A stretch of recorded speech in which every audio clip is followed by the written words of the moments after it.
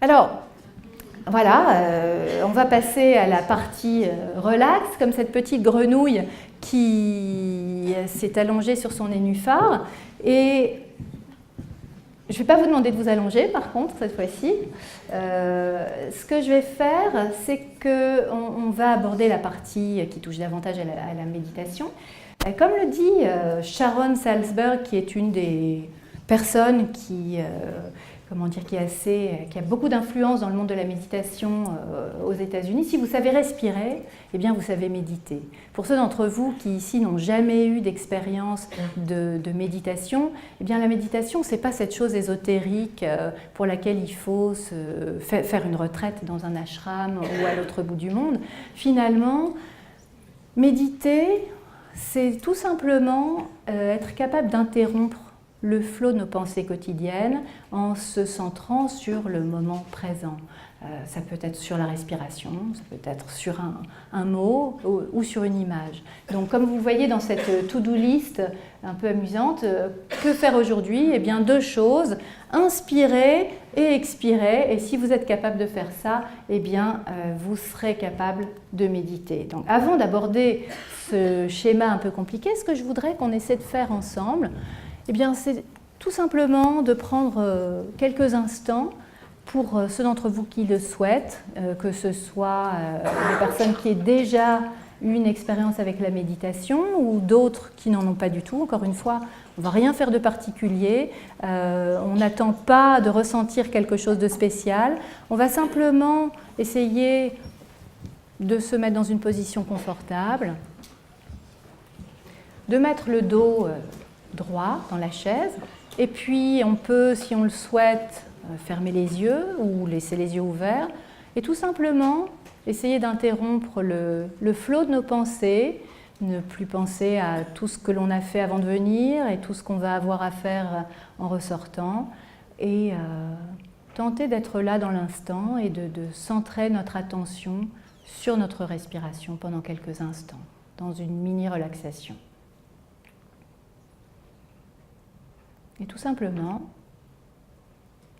prendre conscience de l'air que l'on inspire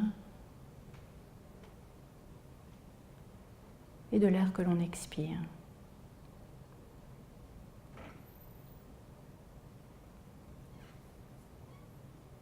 En prêtant attention à quelques cycles respiratoires, tout simplement en étant là, en se souvenant qu'on a posé notre corps dans la chaise, en arrivant ici ce soir.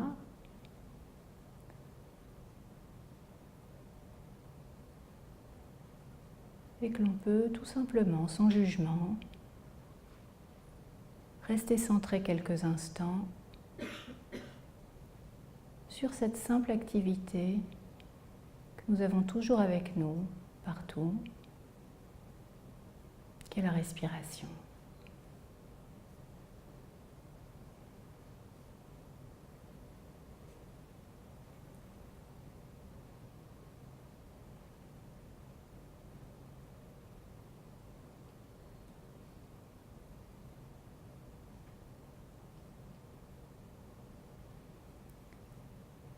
Vous pouvez continuer à observer votre respiration pendant quelques instants. Et puis, tranquillement, à votre rythme, après cette très brève instant de méditation, qui aura été une dégustation peut-être pour certains et une petite replongée pour d'autres dans un univers connu, eh bien, vous pouvez revenir, ouvrir les yeux pour ceux qui ont fermé les yeux, vous étirer quelques instants pour ceux qui en ont le besoin. Après ce petit break très rapide.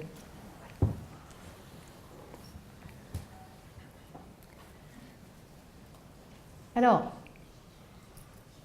vous l'avez vu dans le film, vous le savez certainement, j'imagine que parmi vous, certains ont déjà une pratique de méditation ou d'autres choses, de yoga, de tai chi, de qigong. On aura l'occasion d'en discuter à la suite de tout cela. pour quelles raisons est-ce que ces activités sont importantes? Pourquoi est-ce qu'on parle tellement de méditation? Vous avez vu ce qu'on fait lors de la méditation, somme toute c'est quelque chose d'extrêmement simple, qui demande simplement, je dirais, un peu de pratique. Mais pour bien clarifier les choses, je voudrais juste revenir avec vous sur ce schéma qui a l'air un peu barbare, mais qui montre bien encore une fois à quel point, d'un côté, on a la réponse de stress à laquelle notre organisme est soumis, hein, réponse qui s'enclenche d'elle-même en activant le système nerveux sympathique et une ribambelle de réactions en chaîne au niveau de l'organisme. Et de l'autre côté, d'autre part, on a ce que Herbert Benson, le vieux monsieur que vous avez vu dans le film, appelle la réponse de relaxation, qui correspond donc à ce qui se produit dans l'organisme au moment de la méditation et qui est complètement opposé sur le plan de la physiologie à cette réaction de stress en permettant de remettre justement à l'équilibre ces différents systèmes sur le plan physiologique. Alors, la différence est essentielle est celle-là, c'est-à-dire que la réponse de stress, finalement, eh bien, on n'a pas besoin de faire quoi que ce soit pour la vivre. La réponse de stress, elle est automatique. Elle se produit lorsque nous nous trouvons dans une situation où nous avons l'impression d'être menacés. Nous sommes dans une situation qui correspond à ce que l'on interprète, encore une fois, parce que chacun a une interprétation qui peut être différente, à ce qu'on interprète comme une situation de danger. La réponse de relaxation, elle, par contre, eh bien, c'est une réponse qui est volontaire, c'est-à-dire qu'elle ne va pas se produire de façon automatique. Si on veut la mettre en place, on va être obligé de faire quelque chose pour ça, de décider d'utiliser des stratégies de respiration, de méditation, ou quelque chose en tout cas qui nous correspond, qui nous convient, pour permettre de remettre justement à l'état d'équilibre notre organisme. Alors, encore une fois, ce qui se passe dans notre tête est finalement extrêmement important. Il y a des études qui nous montrent que dans 50% du temps, eh bien, nous sommes à un endroit différent de celui où se trouve notre corps. C'est-à-dire que nous sommes préoccupés par des pensées qui nous emmènent ailleurs que dans l'activité dans laquelle on est au moment même. Donc, cela a extrêmement d'importance puisque ça crée évidemment une fatigue mentale, une usure mentale et physique. C'est souvent la conséquence de tout ce qu'on voit là maintenant. On souffre tous d'infobésité, comme on dit, c'est-à-dire qu'on est soumis à un flux incessant d'informations, de signaux sonores ou visuels qui viennent appeler notre esprit. Et puis, on vit un peu dans ce type de monde où lorsqu'on se demande qui suis-je, eh bien, je vais aller voir sur Wikipédia. Et où vais-je? Eh bien, je vais brancher le GPS. C'est-à-dire que difficile d'être là, à l'endroit où on est, dans un moment de détente et de calme, on est extrêmement sollicité et on a besoin, c'est pour cette raison-là qu'on a besoin d'être capable de remettre un petit peu notre esprit dans un état de calme. Alors, les effets de la méditation, vous l'avez vu dans le film, eh bien on sait, grâce à de très nombreuses études maintenant, que la méditation entraîne des modifications qui sont à la fois fonctionnelles et structurelles sur le cerveau. C'est-à-dire que le simple fait de méditer, donc d'avoir cet apprentissage de l'attention, parce que finalement la méditation c'est ça, c'est-à-dire c'est une façon d'entraîner notre cerveau et d'entraîner notre attention, eh bien cela permet d'améliorer justement nos facultés cognitives, d'avoir une attention plus longue et de meilleure qualité. Ça prévient le déclin des facultés cognitives liées à l'âge, donc on en retire des bienfaits qui sont nombreux.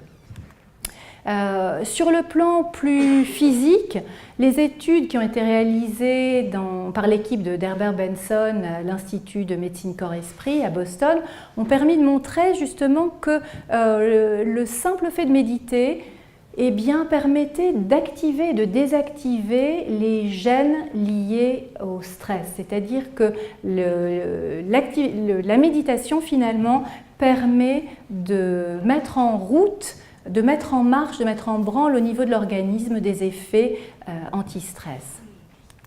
Les télomères, ça a été évoqué également.